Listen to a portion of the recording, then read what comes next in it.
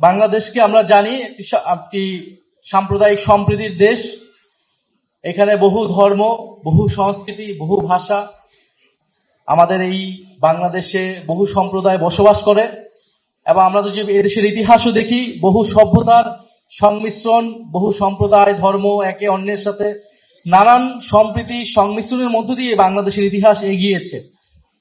বৌদ্ধ ধর্মেরও long tradition আছে এই দেশে এবং গৌতম বুদ্ধ যে অহিংসা, শান্তি, মানবতার বাণী প্রচার করেছিলেন সেটা আজকের বিশ্বে, আজকের বাংলাদেশে খুবই প্রাসঙ্গিক।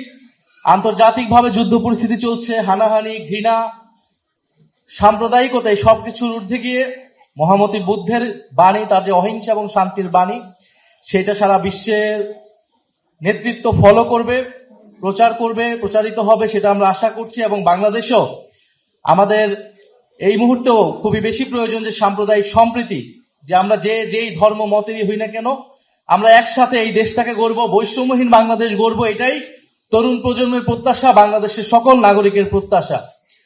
ফলে আমরা আমাদের ধর্ম, রাজনৈতিক মত, ভিন্ন মত সবকিছু মিলিয়ে আমরা একসাথে চলবো। এবং বৌদ্ধ ধর্মের, আমরা জানি বাংলাদেশে আমাদের এই বাংলা অঞ্চলে বহু বিহার ছিল। বৌদ্ধ ধর্ম সবসময় শিক্ষা, সংস্কৃতির পৃষ্ঠপোষকতা করেছে। আমাদের সেই ইতিহাস এবং ঐতিহ্যকে আমাদেরকে ধারণ করতে হবে, আমাদের জাতীয় ঐতিহ্যের অংশ আমরা মনে করি।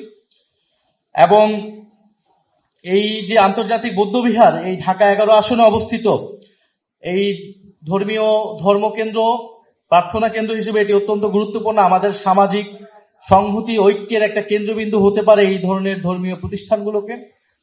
মাননীয় মন্ত্রী আছেন, সরকারের প্রতিও আমাদের আহ্বান থাকবে এবং অত্র এলাকার এমপি হিসেবে আমি মাননীয় মন্ত্রী আর স্থানীয় সরকার মন্ত্রীর কাছে আবেদন জানাবো যে এই আন্তর্জাতিক বৌদ্ধ বিহারকে আমরা আরো কিভাবে, এই প্রতিষ্ঠানটিকে আরো কিভাবে আমরা এটার অবকাঠামোগত, এটার আরো আনুষঙ্গিক আমরা উন্নয়ন করতে পারি।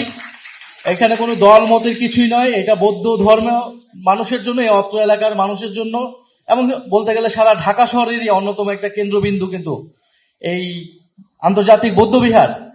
এবং আমার জায়গা থেকেও যেহেতু 5 বছরের সুযোগ পেয়েছি, এমন কিছু একটা করে যাওয়ার চেষ্টা করব, অবকাঠামোগত হোক। আমি শুনেছি, এর আগেও বসেছি আপনাদের সাথে, এখানকার নেতৃত্বের সাথে, এখানে শিক্ষা প্রতিষ্ঠান করার, আপনাদের যে ঐতিহ্যগত শিক্ষা ব্যবস্থা আছে সেটাকে চালু করার আপনাদের পরিকল্পনা রয়েছে।